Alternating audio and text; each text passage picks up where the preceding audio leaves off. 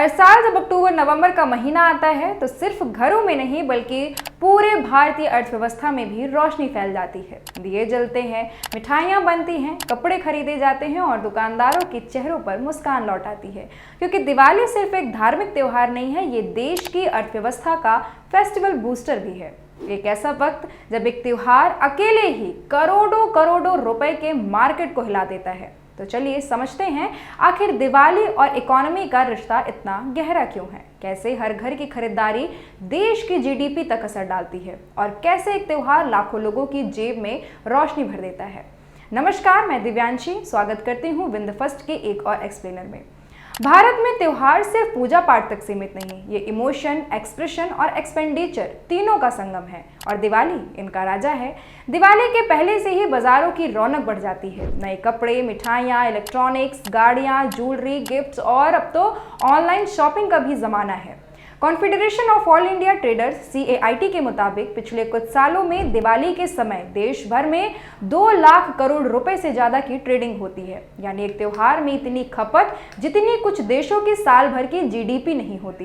दिवाली का सीजन ऐसा होता है जब लोग खर्च करने से पीछे नहीं हटते, क्योंकि ये सिर्फ शॉपिंग नहीं होती, ये शुभ खरीदारी होती है। लोग मानते हैं कि नई चीजें खरीदना लक्ष्मी का स्वागत है और यही भावना मार्केट में डिमांड का ब्लास्ट कर देती है। कपड़ा बाजार से लेकर कार शोरूम तक हर जगह भीड़ लग जाती है। ऑनलाइन प्लेटफॉर्म जैसे Amazon और फ्लिपकार्ट पर तो बिग बिलियन डेज और ग्रेट इंडियन फेस्टिवल जैसे ऑफर दिवाली के नाम पर ही रखे जाते हैं। सिर्फ 2024 में ही इन दिनों ई-कॉमर्स कंपनियों ने पहले 10 दिनों में 90,000 करोड़ रुपए की सेल दर्ज की थी। यानी दिवाली ना सिर्फ मंदिरों में बल्कि मार्केट के काउंटरों पर भी लक्ष्मी की पूजा होती है। दिवाली में सोना खरीदना शुभ माना जाता है और यहीं से ज्वेलरी मार्केट में जान आ जाती है। ज्वेलर्स एसोसिएशन के अनुसार दिवाली से पहले और धनतेरस के बीच करीब 20% तक ज्वेलरी सेल बढ़ जाती है। लोग लाखों रुपए का सोना चांदी खरीदते हैं और ये बढ़ी हुई मांग बिलियन मार्केट और एक्सपोर्ट सेक्टर दोनों को फायदा पहुंचाती है।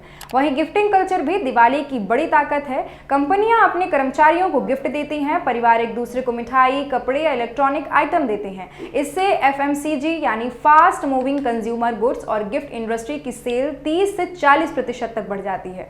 अब बात करते हैं बड़े खर्चे की।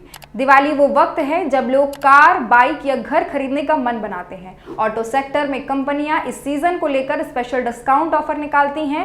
होंडा, हीरो, मारुति, हुंडई जैसी कंपनियों की दिवाली सेल से पूरे साल की सेल का 20 से 25% तक हिस्सा इन्हीं हफ्तों में पूरा हो जाता है।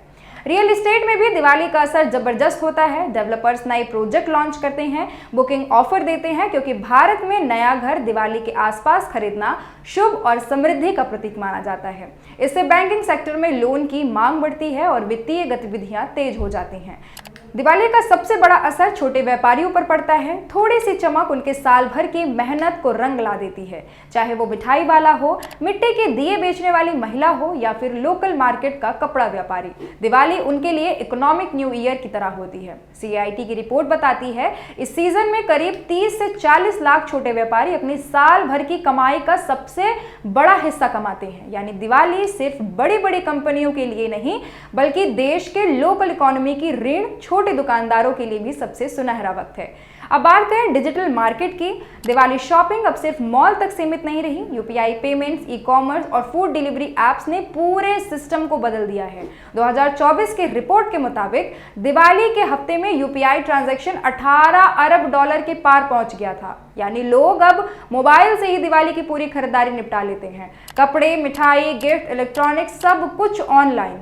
इससे डिजिटल इकोनॉमी में ना सिर्फ कैश फ्लो बढ़ता है बल्कि देश के tax connection, digital payment infrastructure और स्टार्टअप सेक्टर को भी बहुत बड़ा बूस्ट मिलता है। दिवाली के दौरान होने वाला खर्च सिर्फ व्यापारियों तक सीमित नहीं रहता, इसका असर सरकार की टैक्स रेवेन्यू और बैंकों की लोन रिकवरी पर भी पड़ता है। बिक्री बढ़ने से GST कलेक्शन में उछाल आता है और कई बार ये सरकार के लिए रिकॉर्ड तोड़ महीना साबित होता है। उदाहरण के तौर पर दिवाली महीने में GST कलेक्शन 1.70 लाख करोड़ से पार जाना अब आम बात है। बैंकों के लिए भी ये वक्त अच्छा रहता है, क्योंकि कंज्यूमर लोन, होम लोन और व्हीकल लोन की डिमांड बढ़ जाती है। इससे इकोनॉमिक सर्कुलेशन तेज होता है और कंज्यूमर कॉन्फिडेंस इंडेक्स यानी CCI बढ़ता है। यानी लोगों को अपनी आय और खर्च पर भरोसा बढ़ता है। अब सवाल ये है कि ये इकोनॉमिक रौनक कितनी देर तक रहती है? तो जवाब है शॉर्ट टर्म में बहुत तेज, लेकिन लॉन्ग टर्म में सीमित। दिवाली के बाद खर्च कुछ कम हो जाता है, लेकिन त्योहार के दौरान जो इकोनॉमिक साइकिल चलती है वो कई सेक्टरों को पूरे साल सस्टेन करने में मदद करती है। उदाहरण के तौर पर त्योहारों में गाड़ियां और इलेक्ट्रॉनिक की जो सेल होती है वो आने वाले महीनों में सर्विसिंग, रिपेयर और कंज्यूमर डिमांड को बनाए रखती है। यानी दिवाली की चमक सिर्फ 5 दिन नहीं बल्कि आने वाले महीनों तक असर दिखाती है। इकोनॉमिक्स इसे कहते हैं फेस्टिवल इकोनॉमी बूस्ट, यानी वो समय जब कंज्यूमर सेंटीमेंट पॉजिटिव होता है, सेविंग घटती है, खर्च बढ़ता है और यही स्पेंडिंग देश की जीडीपी को पुश देती है।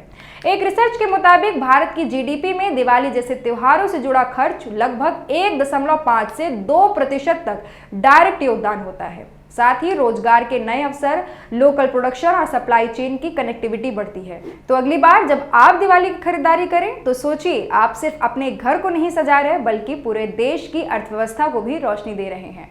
हर दिया, हर मिठाई, हर नया कपड़ा किसी न किसी के रोजगार से जुड़ा होता है। किसी कारीगर का हुनर, किसी दुकानदार की उम्मीद और किसी मजदूर की रोजी, सब कुछ इसी रौनक से चल रहा होता है। दिवाली की यही खूबसूरती है, ये त्योहार जेबें खाली नहीं करता बल्कि पूरे देश की तिजोरी भर देता है। तो इस बार दिवाली पर सिर्फ दिए मत जलाइए, अपनी सोच को भी जलाइए, क्योंकि हर खरीदारी एक अर्थव्यवस्था को आगे बढ़ाती है। जब बाजार में रौनक लौटती है तो देश की अर्थव्यवस्था मुस्कुराती है। आज के लिए बस इतना ही। देखते रहिए बिंद फर्स्ट।